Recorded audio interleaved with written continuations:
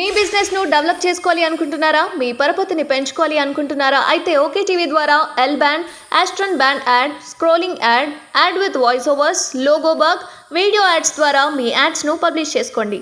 సంప్రదించవలసిన phone number 8520917933. Lok Sabha ఎన్నికల ప్రచారం అక్కడి నుంచే సెంటిమెంట్ ను రిపీట్ చేస్తున్న కేసీఆర్. బీఆర్ఎస్ అధినేత మాజీ ముఖ్యమంత్రి కె చంద్రశేఖర్ రావు కరీంనగర్ జిల్లా కేంద్రంలో మకాం వేయనున్నారు. ఆయన ఆరోగ్యం కుదుటపడిన తరువాత ఇక్కడే ఉండనున్నారు. త్వరలో జరిగే లోక్సభ ఎన్నికల ప్రచారాన్ని ఇక్కడి నుంచే పర్యవేక్షించబోతున్నారు.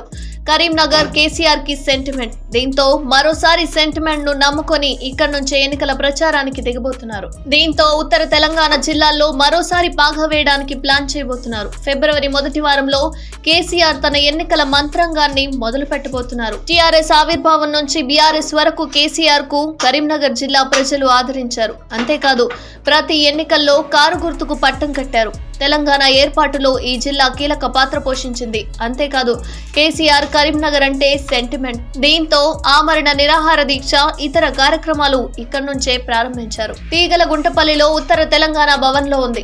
ఈ భవన్ నుంచే అప్పట్లో ఉద్యమం చేశారు. 2014లో అధికారంలోకి వచ్చిన తర్వాత ఈ జిల్లా నుంచే అభివృద్ధి కార్యక్రమాలకు శ్రీకారం చుట్టారు.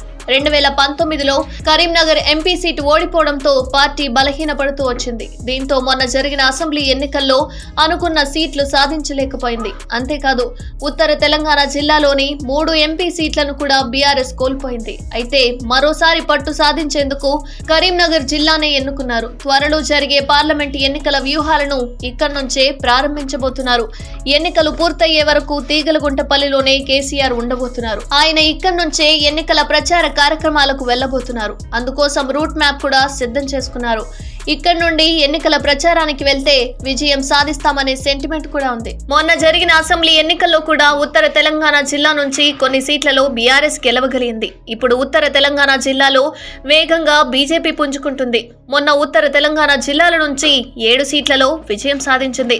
ప్రస్తుతం కరీంనగర్, నిజామాబాద్, పెద్దపల్లి, ఆదిలాబాద్ ఎంపీ స్థానాల్లో త్రిముఖ పోరు ఉండే అవకాశాలున్నాయి.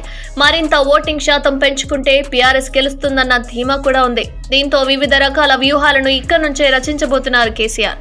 మరోసారి కరీంనగర్ జిల్లా కేంద్రంగానే రాష్ట్ర రాజకీయాలకు చక్రం తిప్పడానికి సిద్ధమవుతున్నారు. ఉద్యమ సమయంలో ఇతర ప్రాంతాల్లో బీఆర్ఎస్ కి ప్రతికూల ఫలితాలు వచ్చినా కరీంనగర్ జిల్లా ప్రజలు ఆదరించారు.